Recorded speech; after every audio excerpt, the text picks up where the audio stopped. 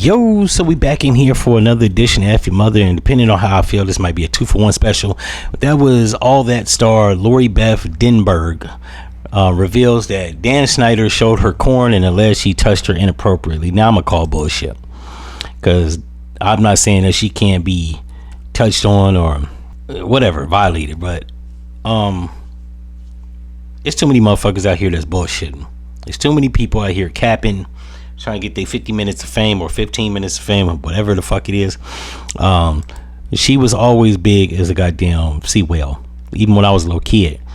And it just strikes me as odd. Now she trying to get in on the claim that she was getting essayed. Now, the Dan Schneider dude, maybe was a scumbag. It's alleged. I don't know these things, right? Maybe he was, maybe he wasn't. As it stands, he hasn't went to jail for any alleged inappropriate criminal acts. So I'm gonna say, like, straight up bitch lying. And on top of all that, within the industry, he didn't have power like that.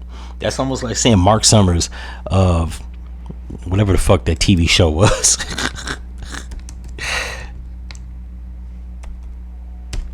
That's like saying Mark Summers of Double Dare had fucking power. He didn't. He was a fucking employee. He was an entertainer. He had no special rank, right? The nigga was nothing. You haven't seen that nigga on shit ever since he did Double Dare, right? Which further lets you know he didn't have power, and that Dan Schneider nigga hasn't done shit since iCarly or shit from Disney TV. So lets you further know he didn't have no fucking power. So the fact that you didn't tell on a nigga that was powerless, that allegedly was doing XYZ to your big, I can't even do all that because you two want some bullshit. But you know where I'm going with this. The fact that you didn't tell on this nigga, we don't believe you. You look like you trying to join the circus of people that's alligating stuff. Now, did he show her corn? She was 19. It's possible. That's not illegal. And on top of all that, if he did, you got a parent. You should have told your parent. The fact that you didn't, we're not believing that bullshit. At least I'm not. I run a cynical podcast and a tight ship. I'm not believing malarkey just because a motherfucker said it. You got to back that up with corroboration, another claim, some documentation. You need something. Or in the words of Jigga Man, we don't believe you. You need more people. I'm not one of these people that's easily swayed by people that's coming out of the woodwork talking about some shit happened 30 years ago, right? Something happened 30 years ago. You didn't say shit. I'm not believing that. Any lawyer with a sound brain ain't believing that. And any TV exec, I wouldn't have you on my show because you causing confusion. I'm like this. Like, does things happen to people? Yes. I'll be the last person to say things don't happen. To say that people don't do stuff, like, I'm not gonna be that naive. People do despicable scumbag shit. Should you have reported it so that it's documented? That'd be nice. Like, we need to believe you, but we can't believe you by no cooperation from another actor or by documentation reinforcing what you're saying. Basically, you don't have nothing to substantiate your claim. It's hard to believe people, in my opinion, when there's no further evidence.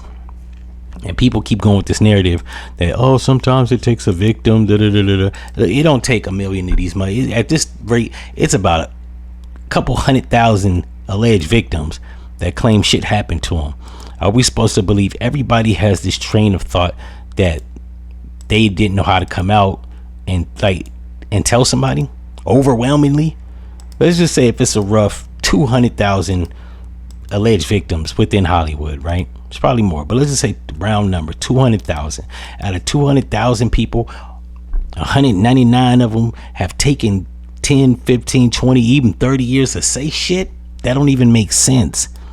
You know what I'm saying? Especially when it's, white T people, because you got the police, like when that Susan Smith chick claimed that a black dude not only carjacked her car but took the kids that was in the car and drowned them in the goddamn ocean, when all the while it was her killing the kids because she didn't want them around because she was trying to get with some dude that didn't want a woman that had kids, right? If they believe that shit, they believe anything. Now all of a sudden nobody would have believed me, and So I didn't say anything. I'm calling bullshit. And the fact that she's about 350, that don't help your argument. You know what I'm saying? Like, now I'm gonna keep it 100. Maybe I'm wrong. I'll concede to that. Maybe I got it wrong, man. Maybe that happened. She's just now saying something after holding back for 30 years, and I'm an asshole. That's a possibility.